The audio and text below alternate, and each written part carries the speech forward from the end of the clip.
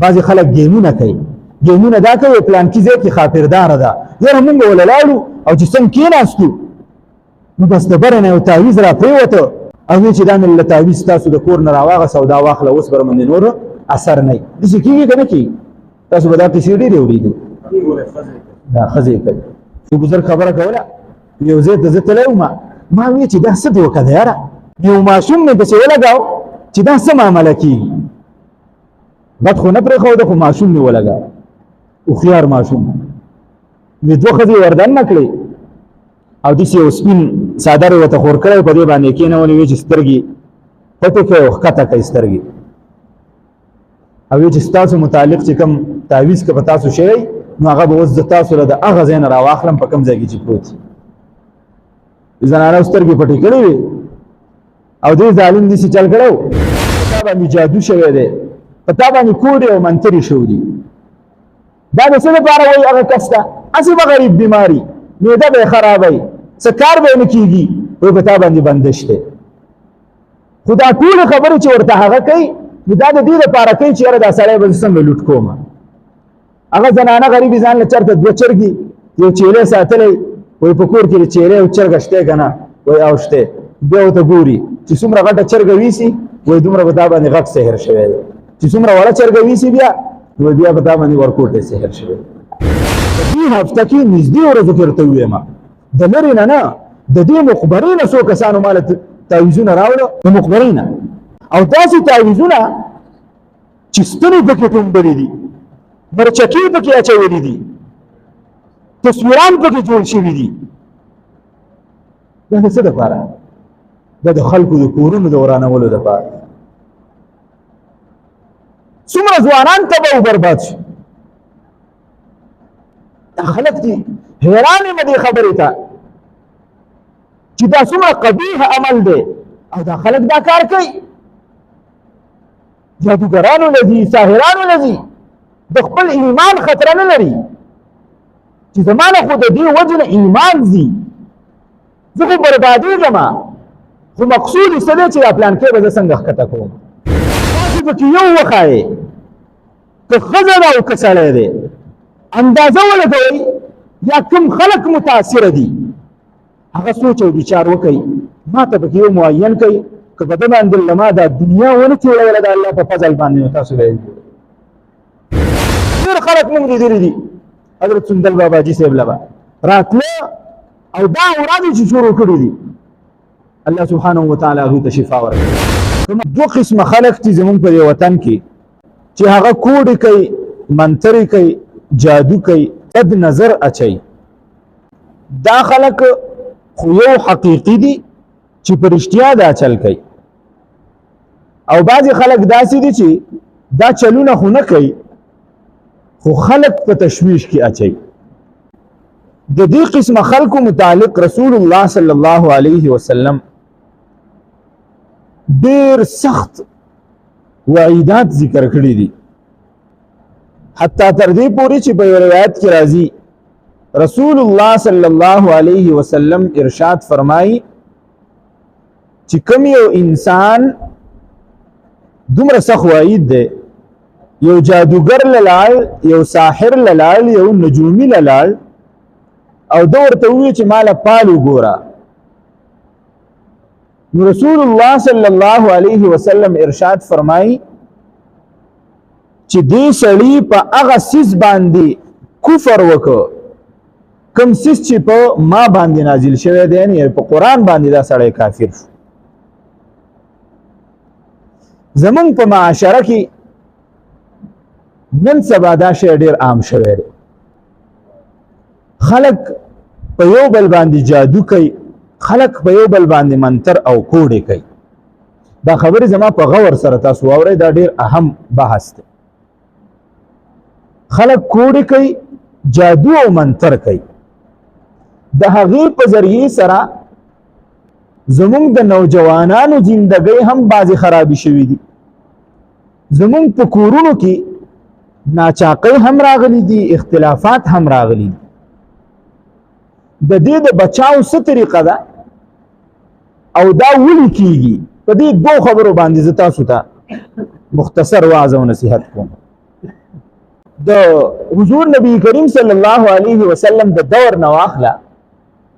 تر دې دوره پورې دا سلسله جاری ده. کله چې رسول الله صلی الله علیه وسلم هغه مدینه منورې ته هجرت وکړ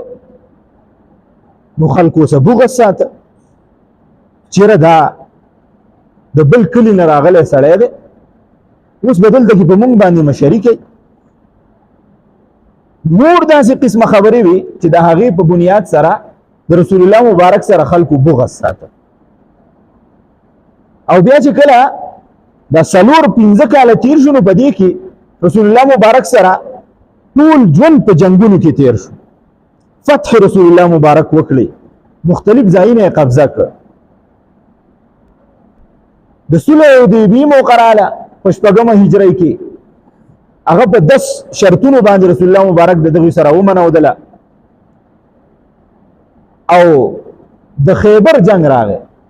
نو خیبر کې چونکې یهودیان اوسېده او یهودیان دا د سر نه د رسول الله صلی الله علیه وسلم ډېر سخت مخالفین. په دنیا کې د رسول الله مبارک دومره مخالفت یا د مسلمانانو دومره مخالفت چا نه دی کړی څومره چې یهودیانو کړی. په اوسني دور کې هم که څوک وایي چې یاره یهودیان به زما ملګري جوړ شي نو دا سوال نه پیدا کیږي چې یو یهودي دا د مسلمان سره چې کوم دی نو خپل تعلقات درست کړي. دا څومره جنګونه چې نن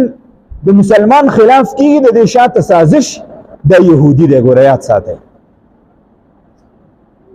د دې آخري نتیجه او سر ته چې ځي او د دې اکایي ګوري نو هغه به د یو یهودي پسې نښتي. کله چې مسلمانانو خیبر فتح کړ نو د مسلمانانو خلاف د رسول الله مبارک خلاف د یهودیانو مختلف سازشونه کړي خو په هغې کې ناکامه شوي. کله یو سازش، کله دا سازش چې رسول الله مبارک راوغوښته ځای ته ویې راشه او لږ میټینګ کوو مشوره کوو او یو ځای ورته وښویې په دې ځای کې ته کښېنه. رسول الله مبارک هلته کې د خپلو ملګرو سره تشریف فرما شو او دیو سازش دا جوړ کړی چې رسول الله مبارک کله د دې غره یا د دې دیوال لاندې کښېني موږ به بره سر ته وخیږو یو غټ ګټ به را پرې باسو د میچنې دا پل نه د میچنې دا پل به را خلاص کړو او ایسته به ځان به بېغمه کړو چې دا رکاوټ زموږ د مخې نه ختم شي. دا سازش رسول الله مبارک چې څنګه هغه ځای ته لاړ فورا ورته الله سبحانه وتعالی وحی وکړه چې دلته کې مه کښېنه. دوی خو داسې قسمه سازش کړی دی د دې باوجود چې دغو خلکو یې ورسره هغه عهد کړی و، واده یې ورسره او د صلح خبرې یې کولې خو دومره خلاف سازش یې کړی. کله د ایشتلو کوشش، کله د بدنامولو کوشش، رسول الله مبارک ته هیڅ قسمه نقصان دې خلکو ونه رساو. بیا آخري حربه دا استعمال کړه، دا ټوله خبره د دې پورې کوم. آخري حربه دا استعمال کړه چې وایي کتل چې زموږ په دې علاقه کې څوک ساحران جادوګر خو نشته دی. نو چې معلومات یې وکړو نو په دغه دور کې ساحران او جادوګرانو او خاص کر لوی جادوګر او ساحر دا لبید یو سړی د په خپله هم جادوګرو ساحرو او د ده 2 لوریانې وي هغه هم ښه کره جادوګرې وي ساحرانې وي. دې یهودیانو هغوی له څه پیسې ورکړې چې دا پیسې تاسو واخلئ او تاسو د رسول الله مبارک خلاف خپل کرتب ښکاره کوي، څه جادو سحر وکړئ چې دی وتړلی شي. هغه پیسې هغه قبول کړي او د دیو رسول الله صلی الله علیه وسلم خلاف سازش شروع کړ. سازش دا طریقه وکړه چې د رسول الله مبارک ویښته مبارک او د رسول الله مبارک د ویښتو چې کومه ګمنځ وه د هغې څه غاښي دا یې پیدا کړه او دې له یې غوټې ورکړې او دا ډکې پکې هم ورومنډل او څه ستنې پکې د دې مومونه د رسول الله مبارک وجود جوړ کړی او په هغې کې دا ورومنډل او هلته یو کوی او ډیر زی اروان په هغه کې بعضی علما کرام وایي لاندې ورواچول د کوی ته لاندې ګټه پکې خوده او بعضی علما کرام وایي چې نه د کوی په سر باندې چې د پاسه کومه غټه تخته پرته وه د هغې د لاندې ورکې خوده. رسول الله صلی الله علیه وسلم باندې د جادو اثر وشو. څنګه اثر پې وشو؟ په احکاماتو کې پکې څه کمې رانغی، په عباداتو کې څه کمې رانغی د رسول الله مبارک، خو دومره پورې وشوه چې رسول الله مبارک چې به کله ناکله یو کار کړی نو ذهن ته بیدار راتله چې ما نه دی کړی، یا به یو کار نه و کړی ذهن ته بیدار راتله چې ما کړی دی. دا اثر په رسول الله مبارک باندې وشو.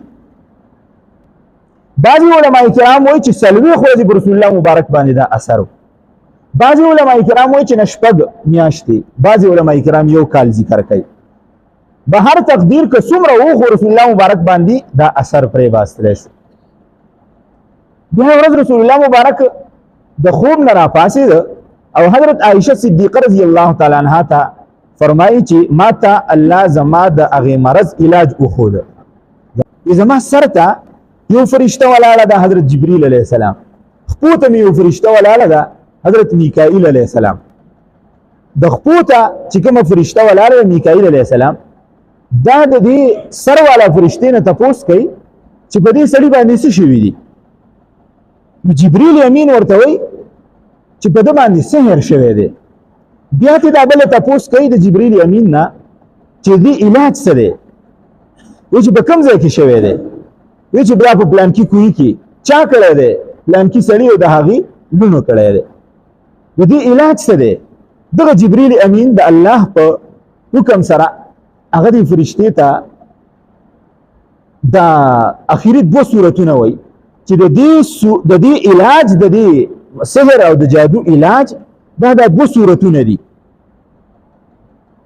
رسول الله مبارک راپاسېد. دا دوه صورتونه اصل کې د دې کې اختلاف ته چې دا کوم ځای کې نازل شوي دي. بعضې علما کرام وایي دا مکه کې نازل شوي دي، بعضې علما کرام وایي مدینه منوره کې. خو راجح قول دا دی چې دا په مکه مکرمه کې نازل شوي دي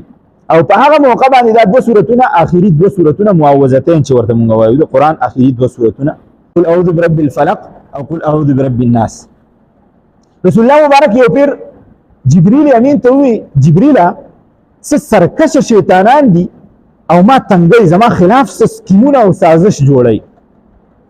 نو الله دوه صورتونه نازل کړه چې کله ای پیغمبره ته دا وی او په ځان یې شوکې نو دا سرکشه شیطانان به ستا خلاف هېڅ قسمه څه سکیم څه سازش دا نشي جوړولی. نو دا صورتونه مخکې نازل شوي. دې فرشتو رسول الله صلی الله علیه وسلم ته د سحر دا علاج دا دوه صورتونه وښودل. طریقه کار به دا چې دغې کوهي خواته لاړ شئ، دا چې کوم تعویض جوړ شوی دی، دا کوډه چې کومه شوې ده دا تاسو راواخلئ، 11 غوټې د ویښتو له ورکړی شوې وي، 11 غوټې، او تاسو اوس اندازه ولګوئ چې غوټه څوک کولاوئ نو د ویښته غوټه به څوک کولاو کړي. مشکله ده. او دا څوک چې د سحر ماهرین دي وایي چې په چا باندې کوډه وشي، په چا باندې څه خلاف تعویض وشي، سحر وشي او مثلا غوټه هغې له ورکړی شوي، که دا غوټه دې وشلوله او صحیح دې کولاو نه کړه نو تا ته به نقصان رسي. دا د هغو خبرې دي. بهرحال رسول الله صلی الله علیه وسلم او اتفاق دا دی چې دا دوه صورتونه په دې کې 11 آیتونه هم دي. یو آیت وایه، یو غوټه به الله تعالی په خپله کولاوئ. رسول الله مبارک چې کله هغه کوهي خواته لاړه صحابه کرام یې د ځان سره کړه، هغه ګټه یې راواړوله، د هغې دومره خراب اثر و، دومره خراب اثر و د هغه تعویض او د هغې کوډې چې رسول الله مبارک فرمایي لاندې د کوهي دا اوبه مکمل سرې شوې وې لکه نکریزه، او هلته کې چې کوم بوټي ولاړو کومې کجورې ولاړې وې رسول الله صلی الله علیه وسلم ارشاد فرمایي د هغې تعویض دومره خراب اثر و چې د هغې ونو د سرونو نه د شیطان سرونه جوړ شوي. اوس به تاسو وایئ چې په ونو کې شیطانان څه کوي؟ نو عام طور باندې دا یوه محاوره ده. مونږ الفاظ استعمالوو، یاره دا پلانکې سړی مړه څه بد شکله دی، دا پلانکې سړی د ده مړه د خر شکل دی، چې کله هغه ته بد نسبت کوو نو داسې الفاظ استعمالوو. نو دا هغه علماء کرام او رسول الله مبارک دا خبره به تور محاوره کړې و چې دومره خراب اثر ظاهر کړو هغه تعویذونو چې په هغه ونو باندې هم دا هغه اثر ښکارو. او د دې ځنه علماء کرام یو بل خبره ثابتوي چې د دې کوړ او د تعویذ او د سحر د جادو داسې خراب اثر دی چې واځي دا په انسان باندې نه کیږي بلکې دا په جمادات باندې په هغه سيزونو باندې هم کیږي په کوم سيزونو کې چې روح نه په کوم سيزونو کې چې سان نه. رسول الله مبارک هغه غوټي کولا او کړی چې کله به یو آیت وی او هغه به شوکا غوټه به کولاوي دا حتی تر دې پورې یو لس آیاتونه یو لس غوټي کولاو شي. رسول الله صلی الله علیه وسلم واپس کورته تشریف راوړ. حضرت عائشہ صدیقہ رضی الله تعالی عنها ته فرمایي عائشہ دسی کولاو شو ما لکه څنګه چې یو شی تړلې شي او هغه بیا کولاو کړش دغه څه کولاو شو. او حضرت عائشہ صدیقہ رضی الله تعالی عنها ته تاسو کې د الله رسوله تا الله سبحانه وتعالى دا کس خو دلته چې دا چا کړلی رسول الله مبارک ورته او ماته نوم خو د چې دا پلان کی کړی دي او ته هغه ته سوینا وینا زه مال هغه تکلیف راکړه هغه ته تکلیف نشم رسولې پرې ده هیڅ ورته نه وي. نو دا د سحر اثر چې رسول الله صلی الله علیه وسلم باندې دا شوی. روایت کی راځي رسول الله صلی الله علیه وسلم ارشاد فرمای من اتا ساحرا او عرافا او کاهنا کم یو سړی جادوګر لاله کم یو سړی کاهن او د نجومي لاله نو دا سړی فقد برئ بما انزل على محمد صلی الله علیه وسلم دا سړی بری شو د هغه سنه کم کتاب چې پر رسول الله صلی الله علیه وسلم باندې نازل شوی دی. یعنی دا دومره خراب اثر لري چې کله یو انسان جادوګر لاله شي او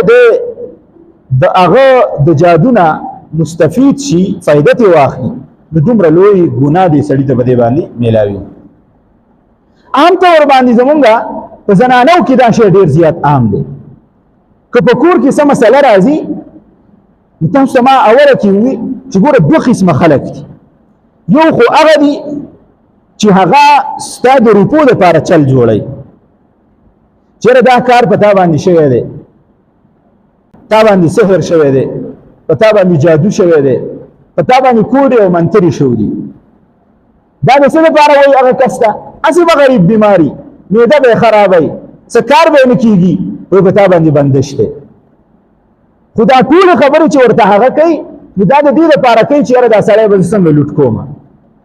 هغه زنانه غریبي ځان له چېرته دوه چرګي یو چیلې ساتلی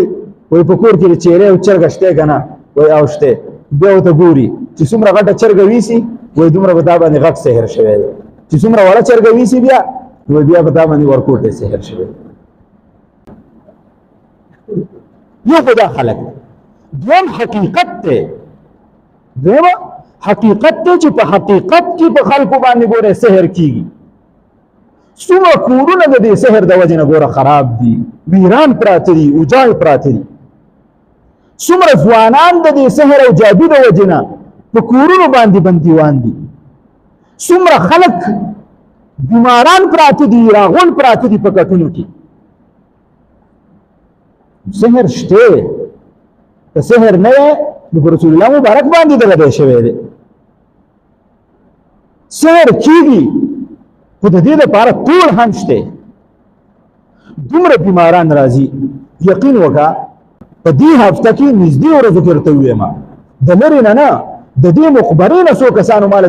تعویذونه راوړه ویله دا تعویذونه دي د مخبرې نه او داسې تعویذونه چې ستنې پکې ټومبلې دي مرچکې پکې اچولې دي تصویران پکې جوړ شوي دي. دا د څه دپاره دا د خلکو د کورونو د ورانولو دپاره. څومره ځوانان تباه او برباد شي. دا خلک دي حیران یم دې خبرې ته چې دا څومره قبیح عمل دی او دا خلک دا کار کوي. جادوګرانو لذي ساحرانو لذي د خپل ایمان خطر نه لري چې زمانه خو د دې وجه نه ایمان ځي زه خو بربادېږم خو مقصود یې څه دی چې دا پلانکۍ به زه څنګه ښکته کوم د پلانکي په کور کې بعضې د ښځې او د خاوند څنګه اختلاف پیدا کوم د دغې دپاره بس دا منډه روانه دی حالانکې څوک چې په کوډه کوي تعویض کوي هغه ته هېڅ نه میراویږي په دې کې هېڅ څه فایده هغې ته د پردي نقصان نه بچا ته څه فایده ورسېږي هېڅ څه فایده نه رسېږي بلکې د بعضو خلکو خو کار دا دی زما سره یو ګاډي والا میلاو شوی و نو د هغه نه ما تپوس وکړه زه اوس چېرته تلمه ما وایي ستا څه کار دی وایي زه خو داسې بار ته ډېر نه راوځم خو نن زما د چوټۍ ورځ به راووتم ما وایي ته څه کوې زما کار دا دی دلته یو کس دی زه سهار په هغه پسې ځمه د کور نه راوباسم او ګرځوم یې دا څومره مخبرې چې دي مونږ به دې ته ځو د شپې هغه تعویضونه کوي او د ورځې مخبرو ته ځو مونږ هغه کس چې کوم دی نو په مقبرو کې په دې سرو قبرونو کې تعویضونه ورولي د بعضې خلکو کار دی دا حالانکې حضرت عمر فاروق رضی الله تعالی عنه د دې ساحر او جادوګر خلاف فتوا ورکړې ده چې د ده سر د قلم کړی شي د عمر فاروق رضی الله تعالی عنه په دور کې په حضرت عبدالله بن عمر رضی الله تعالی عنه باندې چا سحر وکړ او د سحر اثر به دا و چې عبدالله بن عمر رضی الله تعالی عنه به داسې ناست و एकदम به دا لاس وخوت په دې درو کې به دا لاس وخوت عبدالله بن عمر رضی الله تعالی عنه ته د هغې د وجې نه ډېر سخت تکلیف و عمر فاروق رضی الله تعالی عنه معلومات وکړو او حکم یې وکړ چې په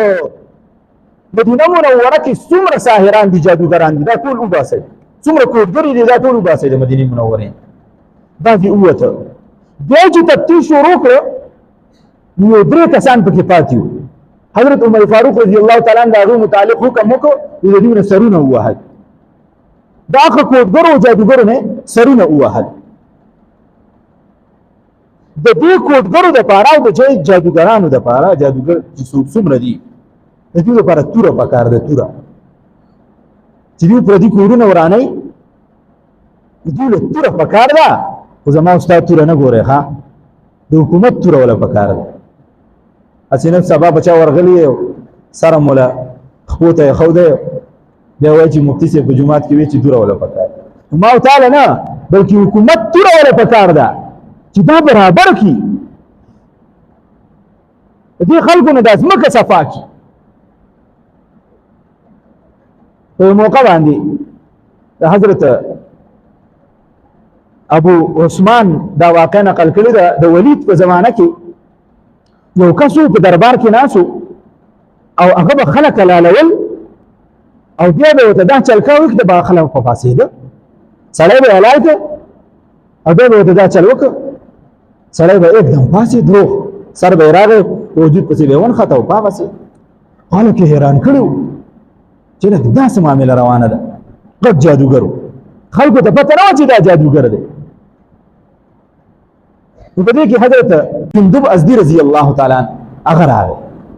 چې دا معامله یې وکتله نو توره یې راواغېستله او هغه جادوګر چې کوم ناست و د هغه نه یې سر هغه ځای ته وواهه وی نور خلک روغې نر به دې اوس وګڼم چې ځان روغ کړي نور خلک خو ته رغې نور خلک ژوندي کې اوس به دې نر وګڼم چې ځان روغ کړي نو دقسې پروت و دی د روغولو څوک نه و وي دا کوم چې ته روغې دا د مخکې نه روغ دي